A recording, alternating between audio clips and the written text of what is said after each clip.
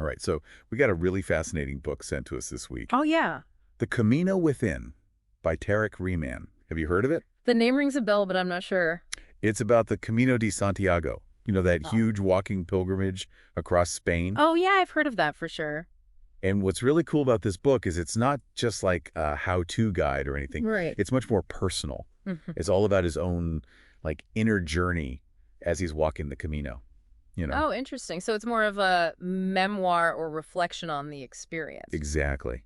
And there's this one part where he gets seriously lost, like really lost. Uh-oh. Yeah. And that's what we're going to deep dive into today. Okay, love it. Because it made me think about how much we try to plan everything out in life, Mm-hmm. For sure. and what happens when we're forced to just let go of that control. And just sort of be in the moment. Yeah, exactly. And I think there's a lot we can learn from Tarek's experience about that. Absolutely. I'm excited to hear this. I'm always up for a good story about going off the beaten path. So Tarek's on this journey, Yeah. right? And he's biking this time, not walking. Okay. And he's been on this super rough path for like 4 hours. The kind that just beats you up. Ugh. Yeah, I can imagine. And he's near this place called Rabeles Calzadas and decides, okay, I need a smoother road. Makes sense. So he decides to head towards Villa Diego and then this town, Olmillos de Sasamon. Mm. Seems logical enough, right? Totally. You know you're tired, you're looking for a better way. Exactly. But then it's like everything starts to go wrong, one thing after another. First, his battery for his navigation dies. Then he runs out of water. Oh, that's never good. I know, right?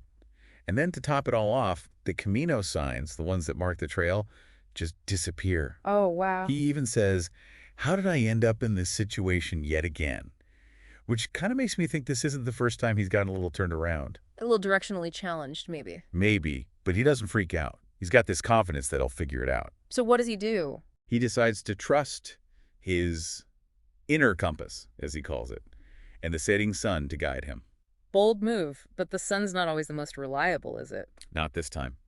He ends up like 30 kilometers off course. 30 kilometers. Wow, that's not just a little detour. Nope.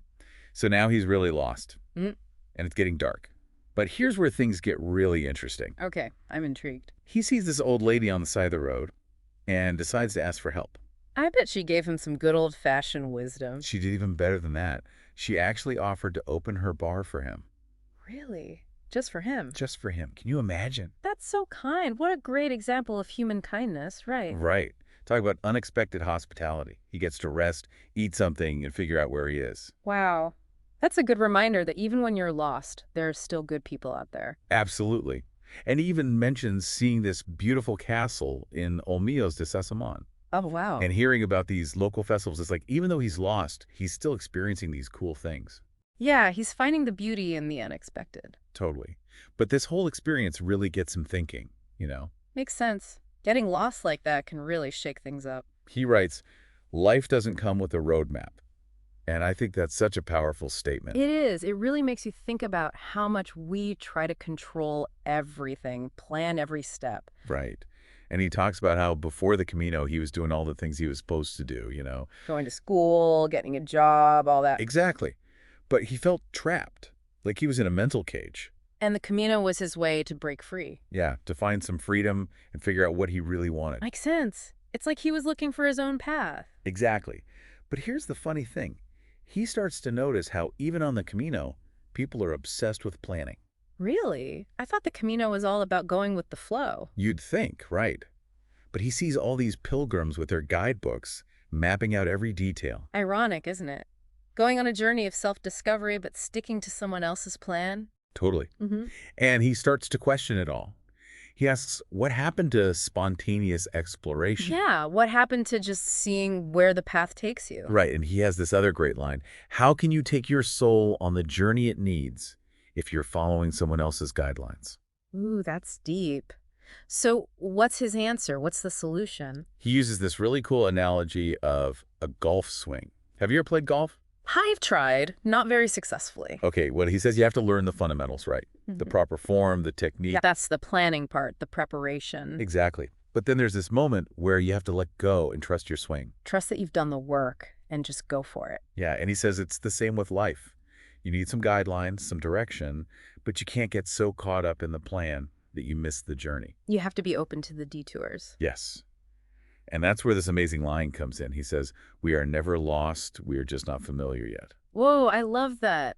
It reframes the whole idea of being lost. Right. It's not a failure. It's just a stage of discovery. You're just figuring things out as you go. That's really comforting. It is. And you know what's funny? After his first detour, he decides to ditch technology completely and just rely on his own intuition. Oh no, is he going to get lost again? He does, but this time it's different. He actually embraces it. He says it was just another Camino, another way. So he's learned to find peace in the unknown. Exactly. He realizes getting lost isn't always a bad thing. It can lead you to some pretty amazing places. It's all about perspective. Right. And that's what he wants us to take away from his story. So what's the big takeaway here? He says, no matter how scary, take your soul on the journey it needs. You'll figure out your way. Powerful stuff. It's about trusting yourself, even when things get tough. Yeah, and being open to the unexpected. You never know what you might discover. So to everyone listening out there, think about a time you felt lost. Not necessarily geographically, but maybe in your career or relationship. Or even just in life in general. Right. What did you learn from that experience? Did it lead you somewhere unexpected? Maybe you were just on your own Camino Within. Just not familiar with the path yet. Exactly. Thanks for joining us for another deep dive. And remember, sometimes the best adventures happen when we get a little lost. Couldn't agree more.